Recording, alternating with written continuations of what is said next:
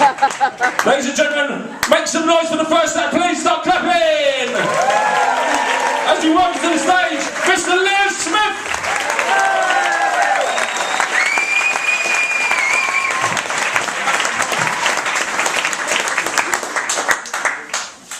Good evening. It does make sense to put the best looking one on first, doesn't it? No, don't take the piss. I actually consider myself to be a sex symbol for women who've basically given up and don't give a shit. Nice to see you again, love, by the way. So, I'll tell you a little bit about myself. I live just down the road in Peckham. I'm not bragging, obviously, the place is a shithole. We all know that, And Peckham is a very rough area. There's a lot of prostitution in Peckham, so if you shop around you can get some very good deals. You mark my words. And unfortunately there's a lot of drug dealers now on the streets of Peckham. I was approached by a thug the other night. "Oi, fat boy, you want to buy drugs?" "No thank you, officer, I'm fine."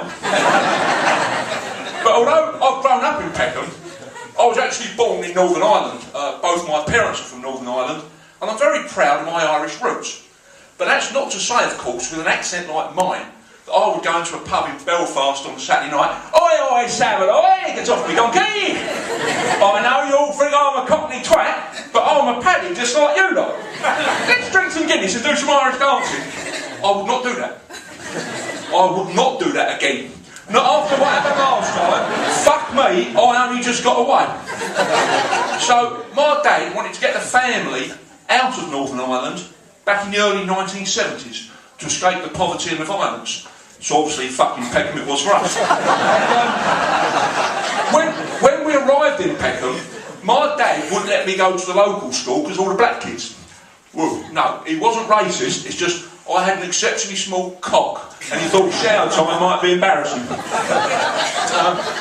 And I have to say, I'm very sad to say, some very unpleasant, nasty people now living in Peckham, like my next door neighbour Vic. He's the sort of bloke, if you lent him 500 quid and he disappeared off the face of the earth, you'd think that was money well spent.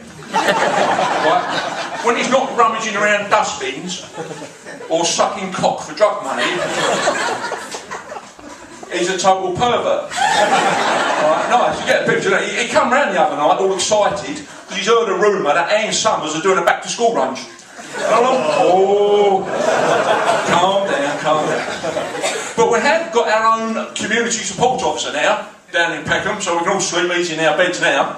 Right, this thing is not the brightest bulb in a chandelier. He's about 5'5". He makes me look fucking anorexic. Right? When you see him out on patrol, he looks like you should have a fucking carer with him or something, you know. He come round the other night to introduce himself. "Hello, my name's Treebor." I said, "Mate, your name's Robert, you're reading your name badge upside down." Now, a few years ago, I used to be, this is a true story, I used to be a prison officer. It was my own fault, I didn't work hard at school, fucking ended up as a prison officer. And I worked down the road at HMP Belmarsh. And during my time there, I dealt with some very famous prisoners. You may remember Lord Geoffrey Archer, the Tory peer, got 4 years for perjury. He was fucking terrified when he got to Belmarsh. Oh my God, 4 years in prison, 4 years without sex. Let me stop you right there, Geoffrey. You're going to get bundles. And he fucking did. Good. Mind you, he did a hell of a lot better than Jonathan Aitken, the Tory MP. Do you remember him for 18 months? Or to give him his nickname in Belmarsh, the Wing Bitch. By the end of his first week in Belmarsh, his arsehole was hanging out like a red sock. Anyone get a mental picture then?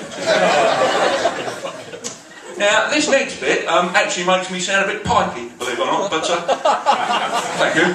But I live in a caravan, and don't take the piss, because it's a top-of-the-range caravan, and you can tell it's top of the range by some of the features. Like the bit where you have a shit, that's all curtained off. You know what I mean? The quality. It's quality. And I live in the caravan with my lovely girlfriend, who I love and adore. And I've got a little girl, 10. Fucking stupid name, but we love her dearly. And my girlfriend is a very classy lady. No disrespect to some of the girls over here. but she wouldn't buy her clothes off the catalogue, you know what I mean? She'd go somewhere classy like Matalan or Evans.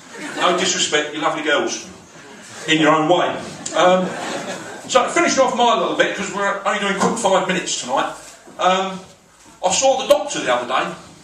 He said, Liam, you're a fucking disgrace. You're fat, you're bloated, your face is all red.